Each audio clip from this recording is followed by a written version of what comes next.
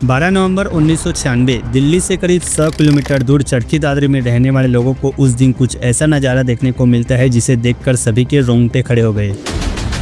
उन्हें अचानक एक आवाज़ सुनाई देता है जैसे मानो बहुत तेज बिजली चमकी हो और आसमान से उन्हें लोहे के टुकड़े बरसते हुए दिखाई देते हैं। किसी को भी समझ नहीं आ रहा था कि ये क्या है। पास जाकर देखते हैं तो उन्हें पता चलता है कि कोई दो प्लेन आपस में टकरा चुका है और उन्हें सामने प्लेन के टुकड़े और लाश ही लाश दिखाई देती हैं। इस एक्सीडेंट में कुल 349 लोगों ने अपनी जान खो दी और इसी के साथ ये एक्सीडेंट भारत के इतिहास का सबसे बड़ा हवाई दुर्घटना बन जाता है, जिसे नाम दिया गया mid air collision in India.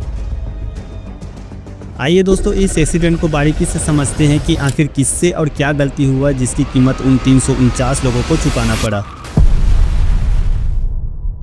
12 नवंबर 1996 को शाम को 6:33 पर एक प्लेन बोइंग 747 दिल्ली के इंदिरा गांधी एयरपोर्ट से टेक ऑफ करता है सऊदी अरब जाने के लिए, जिनमें कुल 312 पैसेंजर बैठे हैं और इनमें से 231 लोग इंडियन हैं जो सऊदी अरबिया जा रहे हैं काम ढूंढने के लिए। और उसी समय एक प्लेन कजाकिस्तान से न्यू दिल्ली आ रहा है और इस प्लेन में कुल 37 लोग बैठे हैं, जिनमें से 27 लोग ट्रेडर्स हैं जो शॉपिंग करने न्यू दिल्ली आ रहे हैं। और ये दोनों प्लेन एक ही एयरवे पे था, मतलब ये दोनों प्लेन एक दूसरे के अपोजिट दिशा में उड़ रहे थे। ऐसा इसलिए क्योंकि 1996 के टाइम पे एक ही एयर कॉरिडोर का इस्तेमाल किया जाता था। इस एक्सीडेंट के बाद ही अलग अलग एयर कॉरिडोर का इस्तेमाल किए जाने लगा। एयर कॉरिडोर का मतलब होता है जैसे हमारे कार, बस, ट्रक, बाइक के लिए आने जाने के लिए रास्ते होते हैं जिसे हम हाईवे बोलते हैं, ठीक उसी तरह एरोप्लेन के लिए भी रास्ते होते हैं जिसे एयर कॉरिडोर कहा जाता है। यही कारण है कि एरोप्लेन कभी भी एक से दूसरी जगह का उड़ान सीधे रास्ते से नहीं करता, वो हमेशा गोलाई आकृति में उड़ान भरता है। लेकिन 1996 के टाइम पे ऐसा नहीं था। उस टाइम पे एक ही एयर कॉरिडोर का यूज किया जाता था। जरा सोच कर देखिए कि आपके आने और जाने के लिए एक ही रास्ते का यूज किया जाए तो कितनी प्रॉब्लम होगी। अब अपने टॉपिक पे वापस आते हैं तो पता चलता है कि इन दोनों प्लेनों को वीके दत्ता गाइड कर रहे थे। वीके दत्ता दिल्ली एयरपोर्ट में एयर ट्रैफिक कंट्रोलर के जॉब करते थे, जो दिल्ली एयरपोर्ट के आसपास लगभग 110 किलोमीटर के रेडियस में आने और जाने वाले फ्लाइट को हैंडल करते थे। दिल्ली के एयरपोर्ट से टेक ऑफ करते ही सऊदी वाले प्लेन को 10,000 फीट की ऊंचाई पर उड़ने की परमिशन दे दिया गया था। 10,000 फीट की ऊंचाई पर पहुंचने के बाद सऊदी वाले प्लेन के पायलट वीके दत्ता को बताते हैं कि हमारा प्लेन 10,000 फीट की ऊंचाई पर पहुंच गया है। तो वीके दत्ता उन्हें 14,000 फीट की ऊंचाई पर जाकर उड़ने को कहती हैं। Saudi 763 approaching flight level 100.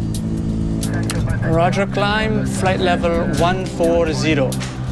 दूसरी तरफ कजाकिस्तान से न्यू दिल्ली आ रहे प्लेन लैंड करना चाहता है, तो वीके दत्ता कजाकिस्तान वाले पायलट को कहते हैं कि आप अभी 15,000 फीट की ऊंचाई पर आके उड़ो, उससे ज्यादा नीचे नहीं आना। और वीके दत्ता उन्हें बताते भी हैं कि 14,000 फीट की ऊंचाई पर ये सऊदी जाने वाला एरोप्लेन है जो आपसे 10 मील की दूरी पर है और जैसे ही ये प्लेन दिखाई दे तो मुझे आप बता देना। कजाकिस्तान वाले पायलट फिर से दत्ता को कहते हैं हाउ मैनी माइल्स, जिस पे दत्ता रिप्लाई करते हैं 8 माइल्स। 8 miles now.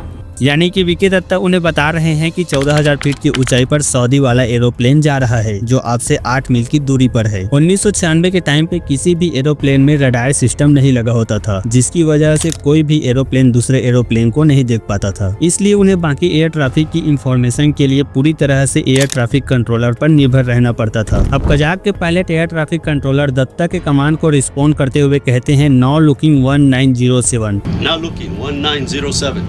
इसके 1 मिनट बाद ही सऊदी और कजाक वाले एरोप्लेन आपस में टकरा जाते हैं और सऊदी एरोप्लेन का लेफ्ट विंग और कजाक वाले प्लेन के लेफ्ट विंग से टकरा जाता है। सऊदी वाले प्लेन तुरंत ही अपना आउट ऑफ कंट्रोल खो देता है और उसका जो आगे का हिस्सा होता है उसके बल नीचे होते हुए जमीन पर गिर जाते हैं। दूसरी तरफ कजाक वाले एरोप्लेन को भी भारी नुकसान हुआ, वो भी अपना कंट्रोल खो देता है और स्पिन होते हुए सीधे नीचे जमीन पर गिर जाते हैं, जिसमें दोनों प्लेनों के 349 यात्रियों की मौत हो जाती है। दिल्ली से करीब 100 किलोमीटर दूर चरखी दादरी के पास ये घटना हुआ था। वहां रहने वाले लोगों के लिए ये एक भयानक सीन था, लेकिन चरखी दादरी वाले लोगों के लिए ये एक किस्मत की बात भी था, क्योंकि ये दोनों प्लेन गांव से बाहर खेत में गिरे थे। अगर ये प्लेन गांव में गिरते तो शायद और भी जाने जाती। सऊदी प्लेन जहां गिरा उस जगह से थोड़ी दूर पर धनी नाम का गाँव था और कजाक प्लेन जहाँ गिरा वहाँ भी एक बिरोहर नाम का गाँव था। दोनों प्लेन गाँव से बाहर खेत में गिरे थे और दोनों प्लेनों के बीच में लगभग 7 किलोमीटर का फर्क था, मतलब ये दोनों प्लेन एक दूसरे से 7 किलोमीटर की दूरी पर गिरे थे। इधर वीके दत्ता इंतजार इंतजार कर रहे थे कि कब ये दोनों प्लेन एक दूसरे को क्रॉस करेंगे, लेकिन अफसोस ऐसा नहीं हुआ। कुछ मिनट बाद विकी दत्ता को फिर से एक कॉल आया और ये कॉल था यूएसए एयरफोर्स की, जो उस टाइम दिल्ली के ऊपर से ही गुजर रहा था। इन्होंने ही विकी दत्ता को कॉल करके बताते हैं कि मुझे अभी बादलों में 2 फायरबॉल दिखा है। विकी दत्ता तुरंत ही इन दोनों प्लेनों से संपर्क करने की कोशिश करती हैं, लेकिन उन्हें कोई जवाब नहीं मिलता। ये दोनों प्लेन रडार में भी कहीं नहीं दिखाई दे रहे थे। एटीसी मिस्टर दत्ता समझ गए कि हो न हो ये दोनों प्लेन आपस में टकरा चुका है।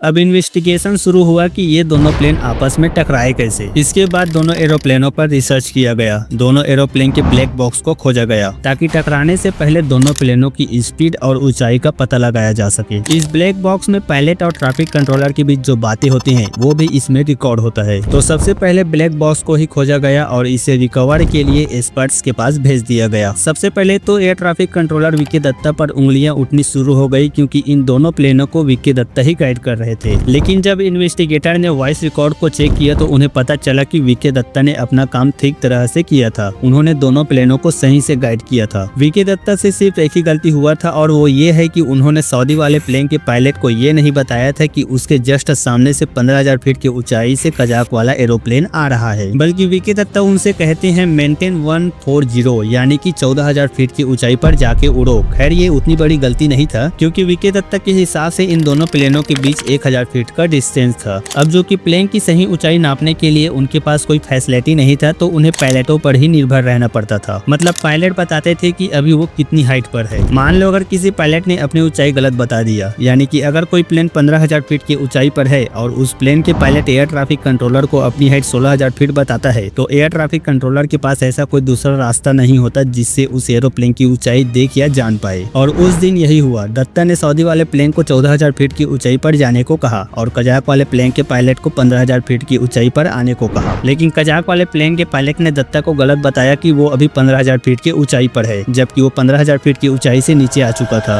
लेकिन उसने ऐसा किया क्यों? इसके कई सारे रीजन हो सकते हैं, जैसे कि कजाकिस्तान वाले पायलट को ठीक से इंग्लिश समझ नहीं आता था और वो इंग्लिश के हर लाइन को ट्रांसलेट करके बात कर रहे थे। जरा सोच कर देखिए, अगर इंग्लिश के 2-4 लाइन ट्रांसलेट करने बैठे तो कितना समय लगेगा। एटीसी ने तो ये भी बताया कि कजाक के पायलट इतने कंफ्यूजन में थे कि वो अपनी ऊंचाई भी ठीक से बता नहीं पा रहे थे। कभी वो अपनी ऊंचाई मीटर में बताते तो कभी किलोमीटर में, जबकि एरोप्लेन की ऊंचाई फीट में बताया जाता है। ऐसे में हम कह सकते हैं कि हो ना हो कजाक वाले पायलट कंफ्यूजन में रहा होगा। जहां उन्हें 15,000 फीट की ऊंचाई पर होना चाहिए था, वो 14,000 फीट की ऊंचाई पर पहुंच गए थे। एटीसी सिर्फ अपने रडार में एरोप्लेन के लोकेशन देख सकते थे। उन्हें एग्जैक्टली पता नहीं चलता था कि कौन सा प्लेन अभी कितनी हाइट पर है, क्योंकि उस टाइम पर दिल्ली एयरपोर्ट पर सिर्फ प्राइमरी रडार का यूज किया जाता था। मतलब प्राइमरी रडार में पता चलता था कि वहाँ आसमान में कुछ तो है, लेकिन एग्जैक्टली ये पता नहीं चलता था कि वो कुछ क्या है। हो सकता है वो एरोप्लेन हो, पत्थर हो या एलियन शिप। होने को तो वो कुछ भी हो सकता है। एटीसी को मात्र रडार में एक डॉट दिखाई देता था और एरोप्लेन की हाइट और दूरी सिर्फ सेकेंडरी रडार पर ही देखा जा सकता है, जो कि 1996 के टाइम पे अवेलेबल नहीं थे। इस एक्सीडेंट के बाद ही दुनिया भर के सभी एरोप्लेन्स पर सेकेंडरी रडार का यूज किया जाने लगा और वाकई ये सबसे बेहतरीन चेंजेस था। अब इससे क्या होता है कि कोई भी एरोप्लेन अगर आसमान में उड़ रहा है और उसके 1,000 फीट के एरिया में कोई दूसरा एरोप्लेन आ जाता है, तो ये अलार्म बजाकर बता देगा कि कौन सा एरोप्लेन कितनी ऊंचाई पर है और आपको कौन सी दिशा में उड़ना चाहिए। इस एक्सीडेंट को एक चीज और बचा सकता था और वो है एयर कॉरिडोर, जिसके बारे में मैंने आपको पहले ही बताया है कार, बस, ट्रक, बाइक, सड़क का एग्जाम्पल देकर। इस एक्सीडेंट के बाद बहुत कुछ चेंज किया गया, जैसे कि लैंग्वेज। अगर आपको पायलट बनना है तो इंग्लिश लैंग्वेज आना बहुत जरूरी है। इंग्लिश बोलना आए या ना आए, लेकिन समझ में आना चाहिए। 12 नवंबर 1996 को हुई इस घटना से सीखकर बहुत कुछ चेंज किया गया और अभी भी कई देश की एजेंसियां बेहतर चीजें ऐड करने की कोशिश कर रहे हैं। इस एक्सीडेंट के पीछे मेन रीजन जो है वो ये है कि कजाक वाले पायलट को ठीक से इंग्लिश समझ नहीं आता था। वो इंग्लिश के हर लाइन को ट्रांसलेट करके बात कर रहे थे और यही एक्सीडेंट की सबसे बड़ी वजह थी। जब विकी दत्ता ने उन्हें 15,000 फीट की ऊंचाई पर आने को बोले तो वो इस लाइन को ठीक से समझ नहीं पाए और ट्रांसलेट करते करते वो 15,000 फीट की ऊंचाई से नीचे आ गए। जब उन्हें पता चला कि वो 15,000 फीट की ऊंचाई से नीचे आ गए हैं, तब उन्होंने अपनी सही ऊंचाई पर पहुंचने की कोशिश की, लेकिन वो नहीं पहुंच पाए और दोनों एरोप्लेन आपस में टकरा गए।